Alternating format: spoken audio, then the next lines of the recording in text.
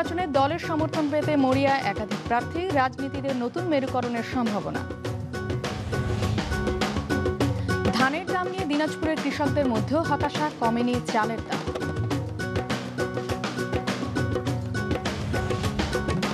প্রধানমন্ত্রীর সফর উপলক্ষে বর্ণিল সাজে রাজশাহী, সাধারণ মানুষের হাজারো প্রত্যাশা।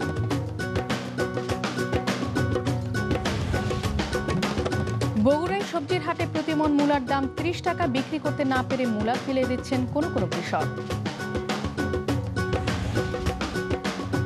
ঠাকুরগাঁওয়ে আমন খেতে শীষ কাটা লেদা পোকার আক্রমণ, বিঘা প্রতি ২-৩ মণ ধান নষ্ট হওয়ার আশঙ্কা।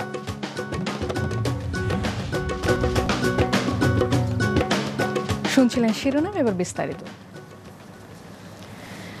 বিধি অনুযায়ী কুমিল্লা সিটি কর্পোরেশন নির্বাচন নির্দলীয় হলেও রাজনৈতিক সমর্থন পেতে প্রতি দলে মরিয়া হয়ে উঠেছেন একাধিক প্রার্থী। আর নিজেদের পছন্দের প্রার্থী নির্বাচনে তোড়জোড় চালাচ্ছে জোট মহাজোটের শরিক দলগুলো। কুমিল্লা প্রতিনিধি জাহাঙ্গীর আলম ইমরুলের পাঠানো তথ্য ছবি নিয়ে ডেস্ক রিপোর্ট। 10 জুলাই কুমিল্লাকে সিটি কর্পোরেশন ঘোষণা করা হয়। এর 6 মাসের মধ্যে নির্বাচন অনুষ্ঠানের বাধ্যবাধকতা ছিল। এই প্রেক্ষাপটে নির্বাচনের তফসিল ঘোষণা করা হলো।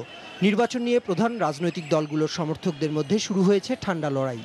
রাজনীতিতে জোট ও মহাজোটের অংশীদারদের পাশাপাশি নিজ দলের সমর্থন পেতে মাঠে রয়েছেন একাধিক প্রার্থী।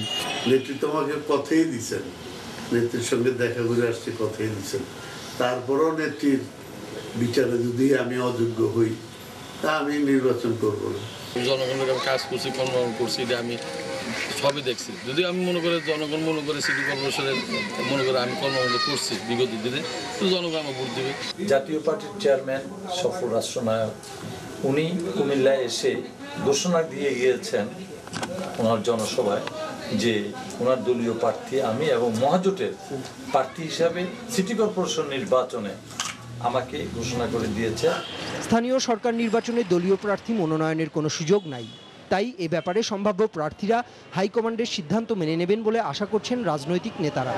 জননেত্রী শেখ হাসিনা যাকে মনোনয়ন দিবেন,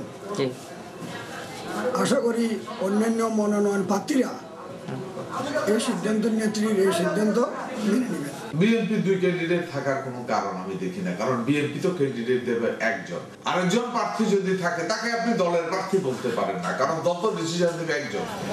দায়িত্বশীল নেতারা সম্ভাব্য প্রার্থীদের প্রতি আস্থা রাখলেও নির্বাচনে বড় দুই দলের একাধিক প্রার্থীর লড়াইয়ের আভাস পাওয়া গেছে। এহসানুল করিম, মাছরাঙা, নিউজ ডেস্ক।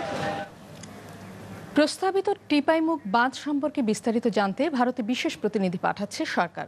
বিকেলের কুমিল্লায় জাফর হোসেনের হত্যাকারীদের বিচারের দাবিতে বিক্ষোভ মিছিল ও মানববন্ধন করেছে এলাকাবাসী। দুপুরে জেলার মুরাদনগরের জারেরা গ্রামে কর্মসূচি পালিত হয়। এতে বক্তৃতা করেন স্থানীয় জনপ্রতিনিধি সহ এলাকার গণ্যমান্য ব্যক্তিরা।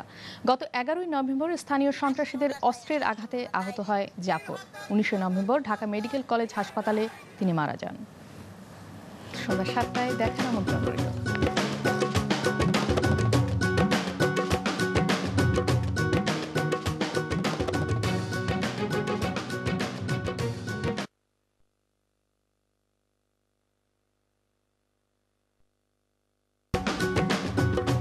শেষ করছি মাছরাঙার দেশের সংবাদ। পরবর্তী সংবাদ